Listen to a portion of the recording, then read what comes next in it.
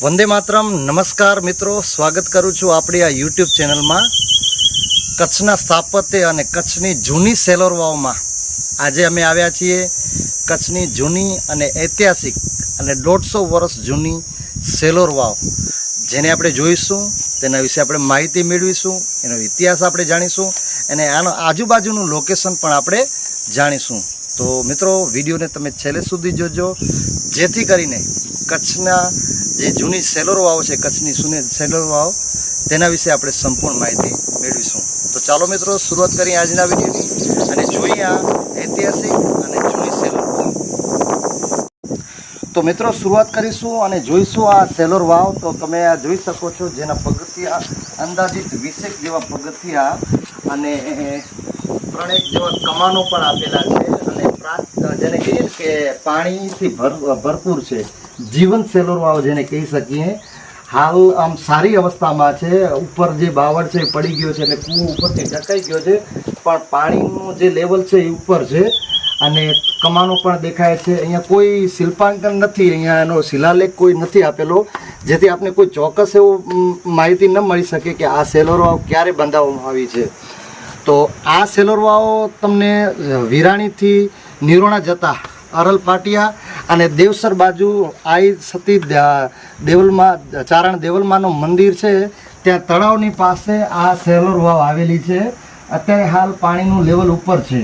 તો પ્રાચીન અને ઐતિહાસિક અને જૂની સેલોર વાવમાં એક સારી અવસ્થામાં જોવા મળે છે। આપણે આજુબાજુનું હજી વાતાવરણ, અહીંયાનું જે તળાવ છે, મંદિર પણ છે, એને પણ આપણે જોઈશું। તો આ છે જે કચ્છની જે વાવ અને જે સ્થાપત્ય છે એનામાંથી એક જૂની સેલોર વાવ કહેવા। સેલોર વાવ બંધાવવાનો મુખ્ય જે ઉદ્દેશ્ય હતા જે તે સમયમાં કે પશુઓ તેમજ જે વટે માર્ગો હતા એમને આ વાવમાંથી પાણી મળી રહેતું, પાણીનું જે સ્ત્રોત ગણવામાં આવતો। તો મિત્રો, તમે જોઈ શકો છો હાલ જે પાણીનું પ્રમાણ છે વધુ છે અને જીવન સેલોર વાવમાંથી એક આ સેલોર વાવ। ચલો હવે આપણે બહારના ભાગમાં આપણે જોઈશું। અહીંયા આજુબાજુનું જે દ્રશ્ય છે, શાંત વાતાવરણ, પ્રાકૃતિક અને નેચરલ સીન પણ અહીંયા તમને જોવા મળે છે। અહીંયા અંદાજિત નજીકમાં એક ભોંયરો પણ છે, જે સાધના ખંડ તરીકે પણ કહેવામાં આવે છે। બાજુમાં આપણે મંદિર છે તેને આપણે જોઈશું અને જોઈશું આજુબાજુનું વાતાવરણ। તો મિત્રો, આ છે જે સેલોર વાવનો અવાડો અને કોસના થાળ જે લોકો ઉપયોગ કરે છે પશુઓને પાણી પીવડાવવા માટે અને વટે માર્ગો પણ જે તે સમયે અહીંયાથી પાણી પીતા હશે એવું અનુમાન કરી શકાય। બાજુમાં આવેલું છે તળાવ અને પ્રાકૃતિક અને કુદરતી અને શાંત વાતાવરણ તમે જોઈ શકો છો। અને આ જીવંત સેલોર વાવ એમ કહી શકાય। તેની થોડીક જાળવણી કરવાની ખાસ જરૂર છે ને આપણે આગળ આપણે જોઈશું જે आई सती રૂપલમાનું જે મંદિર છે તેને આપણે જોઈશું અને દર્શન કરીશું। ચલો મિત્રો, તો કચ્છની જે સેલોર વાવ અને સ્થાપત્ય છે એમાં એક આ સેલોર વાવ જે દેવસર ગામ તરફ જવાના રસ્તા પર આવેલી છે। ચાલો મિત્રો, હવે આપણે જોઈએ મંદિર અને દર્શન કરીએ।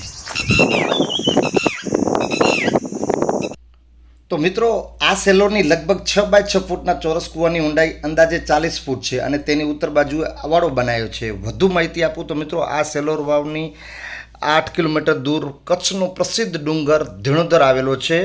તેના વિશે વધુ માહિતી આપું તો મિત્રો, જ્યારે પાણીની સખત ખેંચવાળા વર્ષમાં અરલ મોટીના કાપડી પ્રેમજી રાજા સાયકલથી દરરોજ 8 કિલોમીટરનું અંતર કાપી આ સેલોરનું મીઠું પાણી 10 લીટરના કેનમાં ભરી ધીણોધર ડુંગરે પહોંચાડવાનું સેવા કાર્ય કરતા। ધીણોધર ધામમાં કુદરતી જળસ્ત્રોતવાળા પાણીની જરૂરિયાત હતી, ત્યારે રોજના 2 આંટા લગાવવાનું પાણીદાર કાર્ય કાપડીજીએ 12 મહિના સુધી ચાલુ રાખ્યું। તો મિત્રો, આ છે સુંદર અને ઐતિહાસિક સેલોર વાવ। અહીં નજીક आई ચારણ દેવલમાનું મંદિર આવેલું છે અને નજીકમાં તળાવ પણ આવેલું છે। તો મિત્રો, આ હતી સેલોર વાવ વિશે માહિતી। જો તમને માહિતી સારી લાગી હોય અને વિડીયો સારો લાગ્યો હોય તો તમારા અન્ય મિત્રોને જરૂર શેર કરજો। આવી જ રીતે કચ્છની અન્ય સેલોર વાવ વિશે હું તમને માહિતી આપતો રહીશ। ફરીથી મળીશું નેક્સ્ટ વિડીયોમાં। ત્યાં સુધી થેન્ક યુ, ધન્યવાદ।